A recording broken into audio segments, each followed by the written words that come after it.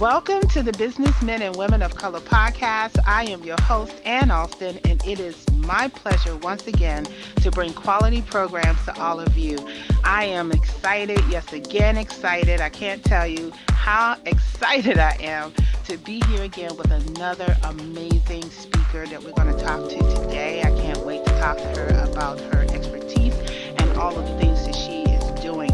Please be sure to stay tuned and listen to this podcast as well as listen to all the other podcasts that are listed on this page. These people are giving out extraordinary information, and I want you to take advantage of this unique opportunity. Just in case you didn't know, the purpose of the Businessmen and Women of Color podcast is to not only share our business industry information, but we also want to encourage career seekers and working professionals to enter their line of work. We also want to take a moment to thank our corporate partners and sponsors, our family of authors, Butler Armstead Consulting Solutions, Human Resource Learning Center, J&F Enterprises, and Women Offering Wealth, along with many of our other business partners and sponsors who's helping to make this event a success.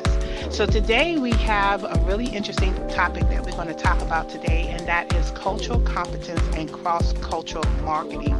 We have a young lady here that's on the podcast who has a very interesting background, and I'm going to talk a little bit about her bio. Sahara is a diversity, global leadership, and cultural competence speaker, and she's also a consultant. She is certified as an e-marketer and social media strategist. She has lived and worked and has been educated in 7 countries, 3 continents, and she speaks 5 languages. In addition to that, she holds a double bachelor's degree in medicine and surgery, a major in psychiatry from Carroll University, and she has successfully completed her Masteries of HR Studies program that she has achieved. She has been nominated as a woman advocate by the Connected Women of Influence for 2017, recognized by the State Senate and the State Assembly, as well as the Board of Equalization as a Woman of Influence. She has so many other accolades that she has been awarded for. In addition to that, she's currently working as an instructional designer, and she's also the author of Cultural Competence Training Course for Burroughs Institute Academy. There is so much more in this bio that I want everybody to read because I can't get it all out. And so with that, Sahar, welcome to the podcast. Thank you, Anne. I am delighted and I'm so honored to be part of this wonderful, wonderful project. Thank you for having me. No problem, no problem. I'm excited to have you. So, tell us about who you are and how did you get into this industry? Who I am, I'm a person that is an avid advocate of diversity and inclusion. I believe in the value of people, no matter who they are, no matter who we are. And going back to the basics is when we value people for who they are, they give us value back.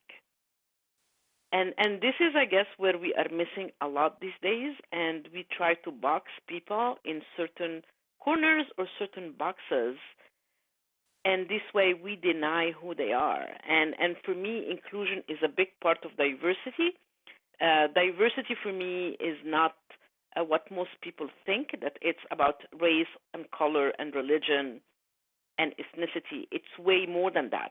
Diversity extends to age, as in generations, to gender, to sexual orientation, to disabilities, to education, to parental status, military status, veteran status, blue collar, white collar, cross socioeconomic, geographical distance. It has so many facets into it, including the diversity of thoughts. So basically, diversity is the uniqueness of who we are. It's the unique characters of who we are. And again, people make the mistake of looking at diversity as the differences that we have between each other. And actually, diversity is both about diversity and similarity that we need to look at. And it becomes very important to look at both when we talk about cross-cultural marketing. And then inclusion is putting all that together. Diversity without inclusion will not work. If we only call out our differences without including them, diversity will act as exclusion.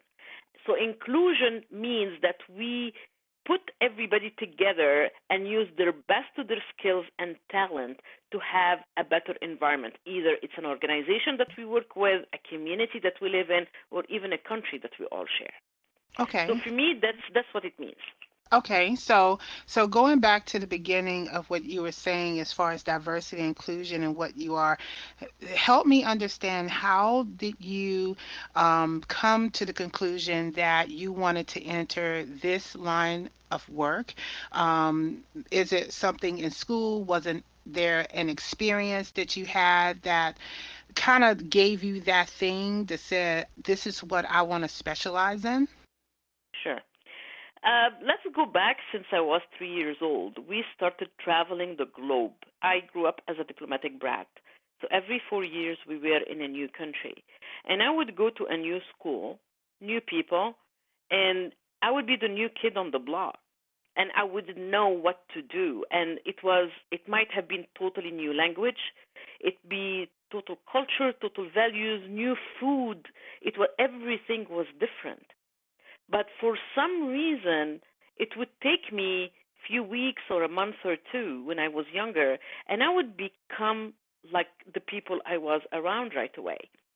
And I did not realize till later on that I was becoming culturally competent in a different culture.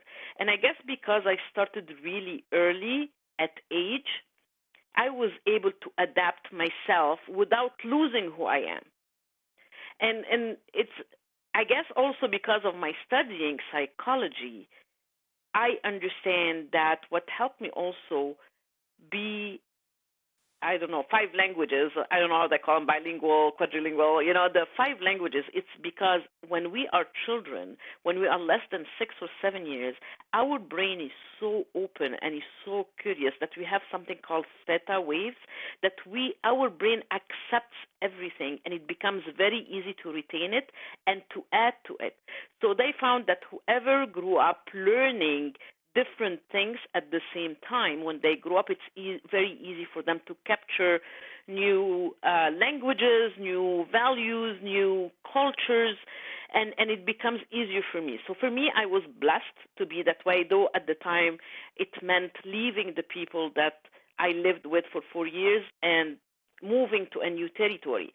But growing up and going into the corporate world, I saw firsthand a lot of unfairness and injustice sometimes, just because some people looked a certain way, or just because someone was introvert, or just because someone looked different, or spoke different, or even spoke with an accent like myself. And I decided that, okay, I have been through enough cultural competence, and added to that the psychology that and psychiatry that I have studied on how to deal with human beings. I can put something together that can help people one on one, and helping people one on one will increase employee engagement, harmony, team building, project management, increase solutions, increase problem solving, and it will decrease the conflicts, it will decrease the turnover, the absenteeism, and all that will increase productivity, that in turn will increase revenues for corporations. Was my way of thinking on how to add diversity and inclusion, as it is directly connected to organizations and workplaces, but at the same time, letting everybody feel valued. Okay. So I have a question pertaining to what you said a little while ago about how you were able to take in everything around you as a child up until adult age, and tying that with your definition of diversity, equity, and inclusion. One of the key things you said was that you were able to pick up everything around you without actually losing who you are. Do you think that some of the issues surrounding DEI stems from people losing themselves in the workplace to accommodate someone else, making it very uncomfortable where people are not communicating or making it difficult for people to work together? Absolutely. There is a difference between assimilation and integration. Assimilation is when people just want to be like everybody else just because they want to avoid an uncomfortable position. They want to avoid a conflict. They want to belong. They want to be accepted. Integration, and when different people from different backgrounds, different with different resources, with different talents, with different experiences, with different cultures, will integrate together like a big machine with very little pieces that actually work together to move forward. And this is, remember, when someone assimilate and they kind of lose themselves in, they will always resent that fact. Even subconsciously, even if it doesn't come out at the surface. But losing themselves is not going to make them feel comfortable. And on the long run, it will catch up with them and with the working place. And that's why, as per the Gallup research, this is one of the reasons why we have people that are totally disengaged, people that are disengaged, and the people that are engaged in the workplace are only 28%. Only 28%. Only 28%. The Wow. people that are actively disengaged are around 29%, and between the engaged and actively disengaged are the disengaged people. And actively disengaged, meaning when the people that have been disengaged, where they just do whatever is enough to get a paycheck, they actually become toxic to the workplace and to the workforce that they work with. But are there other factors involved in that 28%, like maybe just not liking the job or any other factor that could be Of course, contributing to that?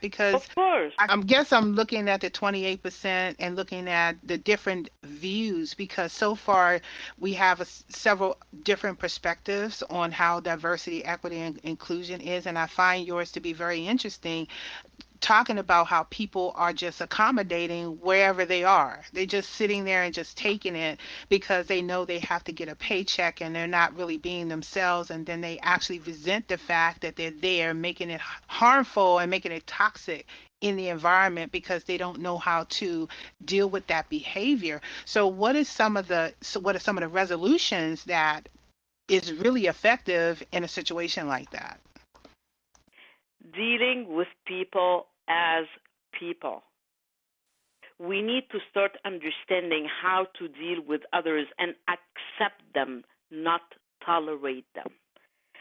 A lot of diversity people talk about diversity as being tolerance. I personally don't see it as tolerance. Tolerance meaning that you're putting up with someone. I don't want to be put up with. I tolerate my brother-in-law because I know he's leaving at the end of the night, you know. But I want to be accepted. And people, I think, make the mistake between the definition of acceptance and tolerance. Is acceptance means that you accept that there are differences and you don't have to agree with these differences. You don't have to believe in their beliefs. You don't have to agree with their values. But you need to accept that there are differences, and it's okay. And that's what acceptance is. And I think this is the main block that is missing in the DI efforts that are going on right now. It's not tolerance; it's acceptance, and um, it's not a melting pot. It's something more like a colored vegetable salad that has different colors, different flavors that enhance each other rather than all being that gooey one thing in a melting pot. The gooey one thing. Okay, so I wanna play devil's advocate on that point just a little bit, because tolerance and acceptance, yes, while the definitions are different, it's still a very very thin line between the two. Because while someone can accept differences from other people, they are still tolerating it, even though, like to your point, that they don't agree. And so, how do you further differentiate that so that they really understand that acceptance is really just accepting, but they're also tolerating it because they don't agree with their personality? How does one deal with that? And all that can be done, and it's not easy to do. And I'm not saying that someone will shift in one night or one day, and I'm not saying it's going to happen just like that. It takes a long time. It takes a lot of training and coaching, and it's a total mind shift. So, for example, what I do is there is a lot of activities that to be done between the teams, where actually to make people understand that when someone does something, it's not they do it to annoy you, and they do the best that they can. And once they understand that, they can accept the way they behave, even if it's different. But we always have to go to the root.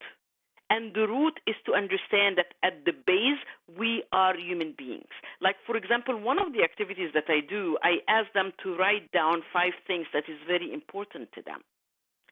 And at the end, I make them go around the room and share whatever they have in common.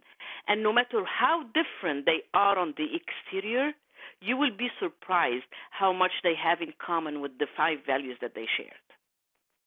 Wow. And the other thing is, like, we need to be open-minded, that we have to be humble, that whatever we don't know in this life is way bigger that we know that we know. Does it make sense? Makes sense to me. Okay. And we have to be humble, and we have to be open-minded all the time, that there are things that, okay, I can learn from you. And again, it comes, and the main thing I believe that can help us accept people or accept differences without agreeing with them is being non-judgmental. That's the most important part. Yes, There's a lot of prejudgment going on. Yes. Everywhere. Unconscious bias. Yes. Yes, absolutely. And a lot of that, in my opinion, is stemmed for many, many different reasons. Things, people's personal beliefs, the media, society, all kinds of things. But what I guess my end of the point that I want to add to your statement is that we have to take responsibility to worry about what we are presenting on ourselves. So if I'm going in and I'm being judgmental about everybody that I see or communicate with, what does that make me? So we have to start with ourselves, which is, I think, is the key, is the core, is let's work on your behavior, your own behavior, and how you can not judge someone based on their look or who they're with or their sexual orientation or the color of their skin, because on the inside we all have the same color of blood. That's and the that's way what I I look always at it. and that's how I look at. That's what I always say. Who am I to judge you? Who am I to judge you? If I don't like to be judged, I don't understand how people don't like something to be done to them, but they turn around and do it to others. So part of the programs that I offer is called the HEART program, HEART. And HEART stands, H is that human beings. You need to first thing to remember that you're dealing with human beings that have feelings, that have emotions exactly like you do. And then the E stands for empathy. Without empathy, that is the base of emotional intelligence, we will never be able to produce good human relationship with the people around us. And then we have the A that stands for acceptance and awareness of ourselves and of others. And then the most interesting part that I always find pushback when I talk about it is the R and the T. The R is respect and T is for trust. So I usually ask, do you think respect and trust are given or granted? And I'm sorry, given or earned? And most of the time what I hear is earned. So my question to the people that say, and I always say, I'm going to play devil's advocate. If you want me to respect you, and I mean the minimum level of respect, do you want me to put you through loops and hoops and through tests to see if you're worthy of me respecting you or not? And that can take one day, it can take 6 months, it can take 2 years. Would you like to go through that? And most of the time, I will get, no, I wouldn't like that. So my question would always be, so why would you do it to others? Right. And I just want to ask this one question because it's popped in my mind because this stemmed from a conversation that happened, I would say last year, when we had a DEI conversation, and it was about trust. One person in particular pretty much said that an employer is supposed to trust me. That's why they hired me.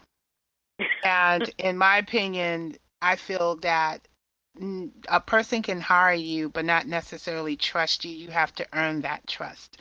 And that's just the way I kind of felt about it. I don't, what is your perception? Because I think it'd be interesting to hear what your thoughts are around that Okay. particular subject.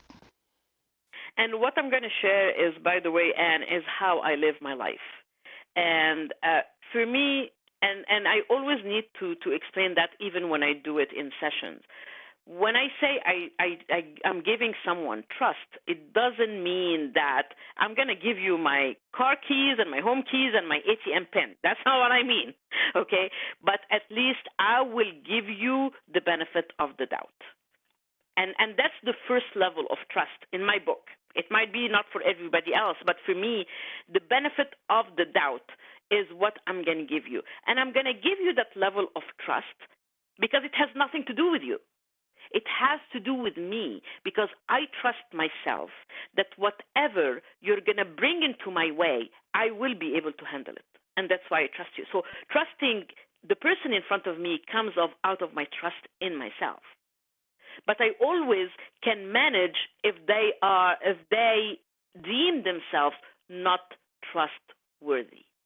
I offer first uh, the minimum level of trust and the minimum level of respect. And I say minimum level because other people can get like, oh, it's not normal to do that. And I'm saying the minimum. I do that. I offer trust and I offer respect from the get-go because again, when I respect people, it's out of respect to myself.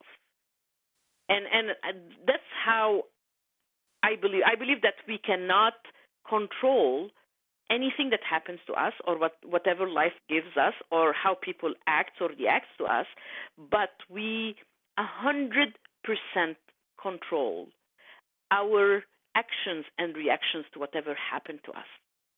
So once we have the strength inside, we can take anything that comes our way. And when we start with the positive, we get positive back 95% of the time. So I rather work with a 95% caution in my life than a 5%. I always believe in the 95% positive rather than the 5% negative. So I have enough inventory from my positive experiences, so when the 5 experience hits, I have enough inventory to deal with it.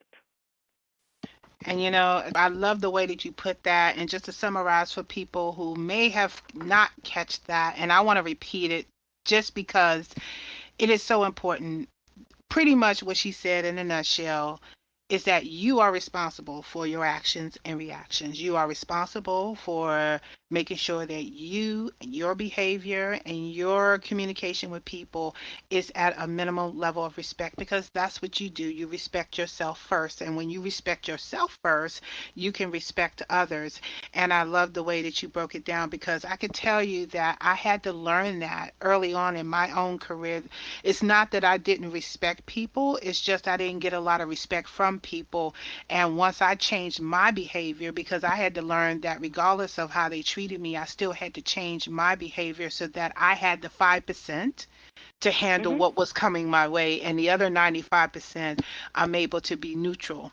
And a Exactly. lot of my reactions was based on their reaction or the way that they were exhibiting their behavior to me. And so I was very reactive. But now I'm more proactive. And we have to learn to be more proactive if we want to be a better communicator. So, And remember, Anne, we deal with people, and this is important. This has taught me a lot in my life. We deal with people as we are, not as they are. right, absolutely. So, okay, so let's turn the conversation over to cross cultural marketing. What Sure. is it exactly is that, and how does this apply to small businesses? Okay. Well, let's go into what marketing in itself means. Marketing is everything that we do in the marketplace to place a product or a service in the hands of a potential customers. And here in the United States, if we look at the demographics, we have so many different cultural backgrounds. And again, culture does not only mean ethnicity and race and color, it means the age. We have 5 generations right now living in the United States. Five. We have the traditionalists, we have the baby boomer, we have the Xers, we have the Y, and we have the Z. And I know that a lot of people just bundle all the young people and call them millennials, but actually, no. There are millennials and they are the Gen Z. Each generation has a different mode on deciding what to buy and how to buy it, and the same as cultural differences.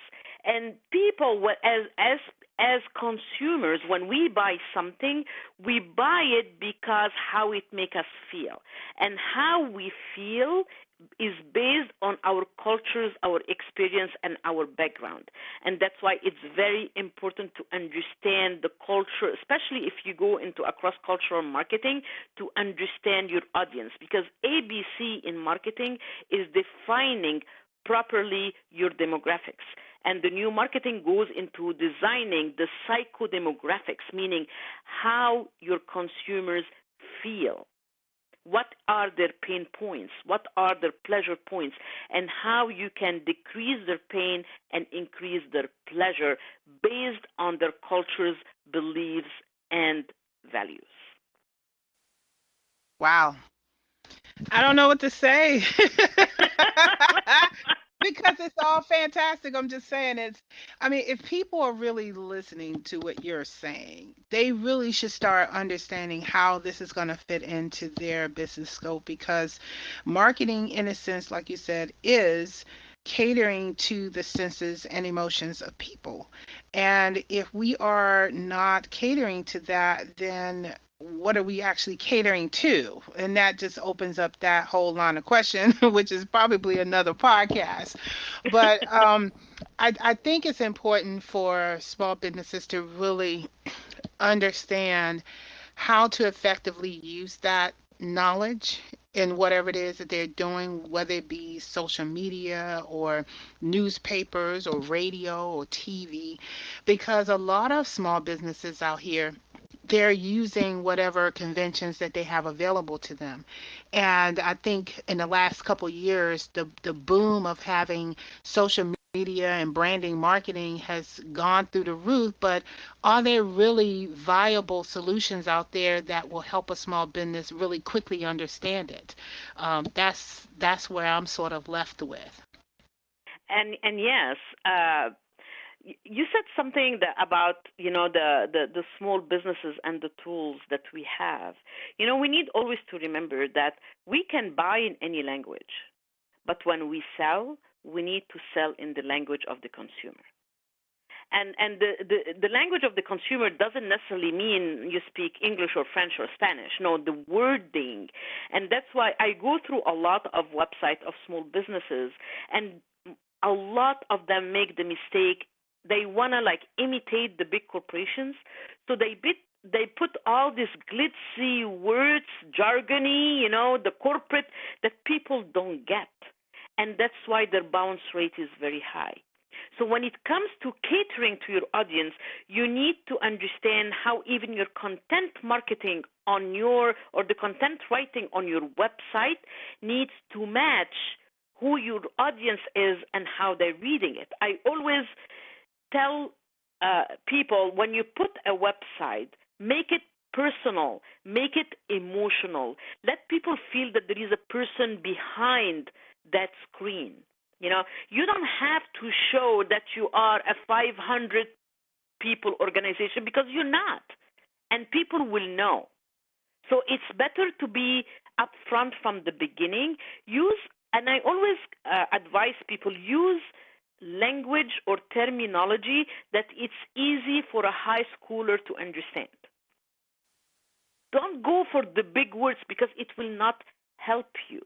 Most of the people that we have, especially here in, well, I'm talking about California. In California, is that their English is not their first language, and that's why you need to put that in consideration when we put the terming together.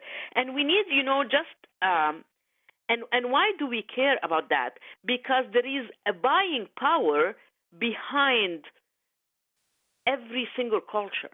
Like the United States in general, U.S. companies in general, you lose around 4 billion with a B, dollars in failed cross-cultural businesses.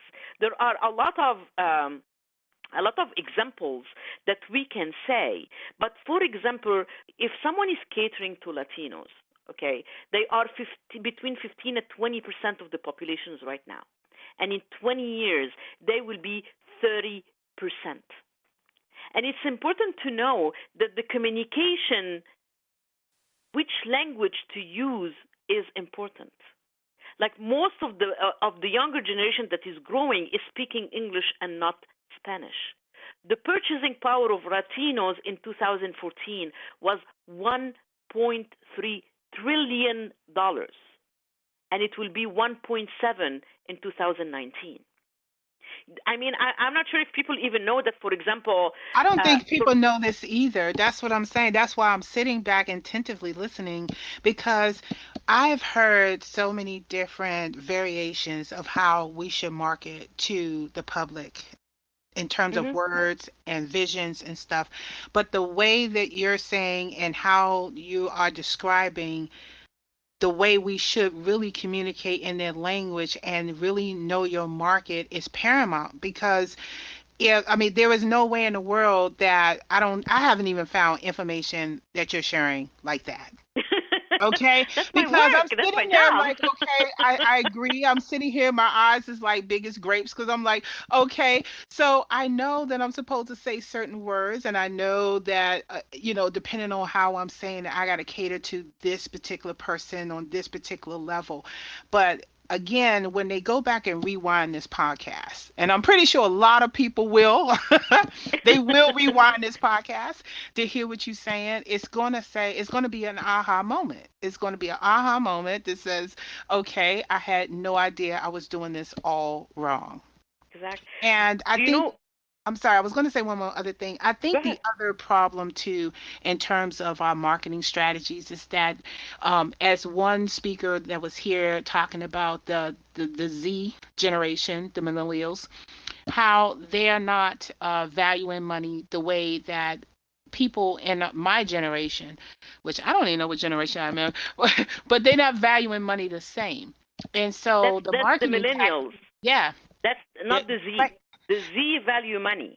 Oh, The Z Y value. don't. Okay, millennials. Okay, millennials. Yes. They're not valuing money as if in my Yes. generation we used to, and so I think that also plays a part in why it's also difficult and why people are so over marketing folks these days, across cultures, and they're just throwing it out there, and they're not really sure. It's almost like throwing out a net and hoping that you're going to catch some fish, Exact.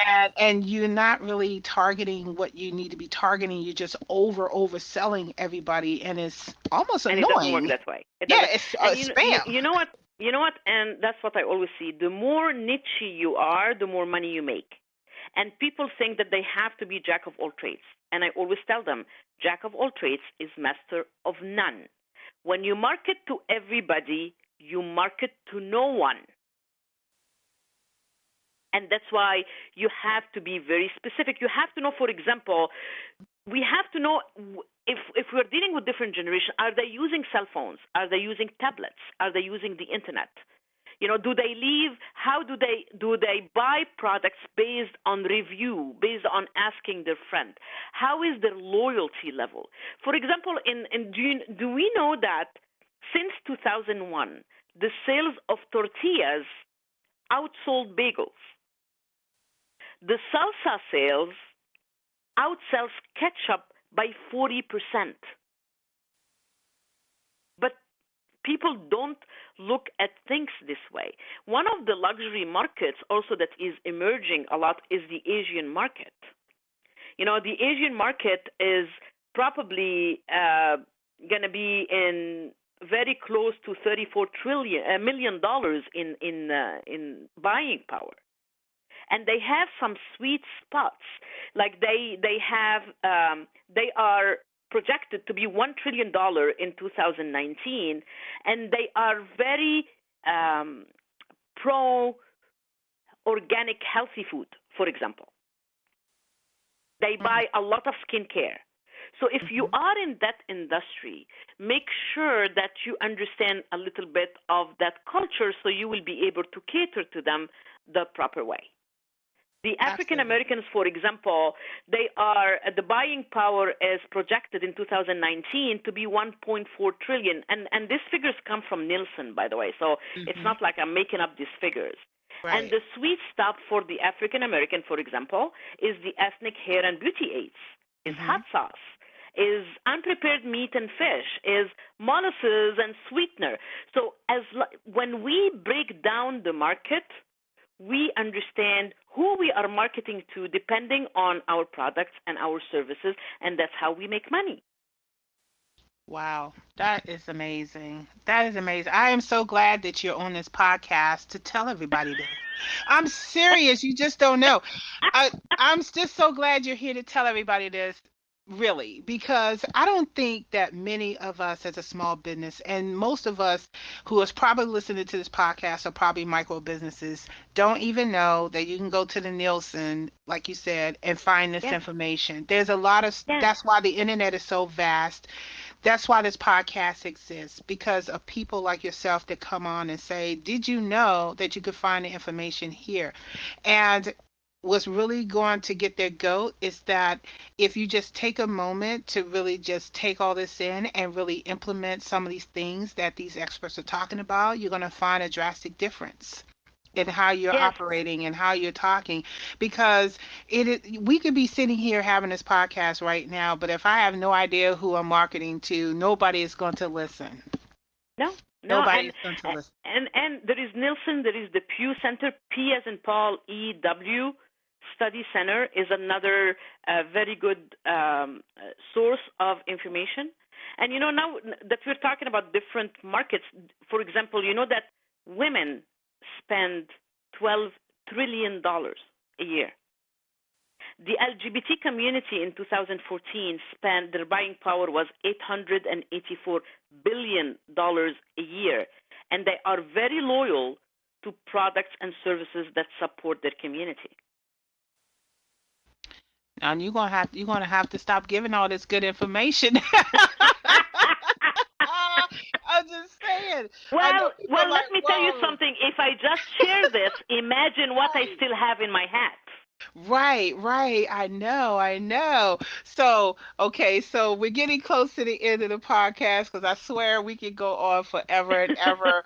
And I really am loving the information that you're sharing today. And if you want to give me anything to share on your page, I would definitely want to do that. I want to also ask you, are you involved in any other initiatives that you want people to know about specifically for your consulting company? Well, actually, thank you for asking that. What I'm doing, I am starting a program that I'm calling a Womenpreneur program. And definitely is going to be catering to women that either are startups or they are already in business, but they don't know how to expand.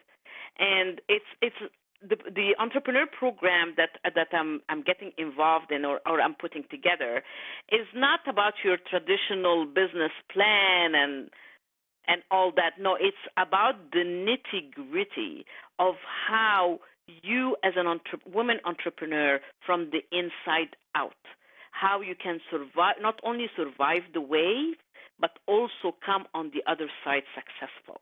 Basically finding your passion, your purpose, and finding a way, giving you the tools and the resources to go on the other side. I'm totally for women empowering women. I'm totally for that, and that I'm like a total woman advocate, and I want to see women succeed. So this is something that I started because it has always been a passion of mine that I want to put out there in the world. Fantastic. And so this is a networking event. This is people are listening to this podcast and pretty much are floored just like I am. Is there anything that you need in order for you to thrive? I know you're doing your empowerment and you're phenomenal at diversity and inclusion, but is there anything that you need in order to thrive as a business?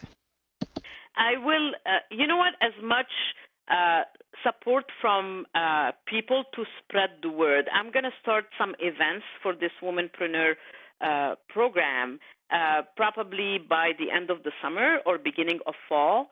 And I'm going to have also a program that people online can go and they can teach themselves, and I can be coaching groups or even individuals for it. So I would appreciate the spread of the word and maybe signing for my mailing list. Okay, guys, you heard it. You got to sign up for her mailing list because she's on it. And her information is below. If anything that we talked about today sparked your interest or got you fired up in terms of diversity, equity, and inclusion or cross cultural marketing, please reach out to her. Her contact is on this page. Also, there's other experts here on this podcast that I would love for you to connect with and also collaborate with in addition to Patreon, because that is the most important piece of this whole networking event, is that we patron our businesses. And with that, I would like to thank you, Sahar, for being on the podcast today and sharing such incredible information with everyone here. Thank you so much for having me, and again, it's my utmost honor to be on your podcast.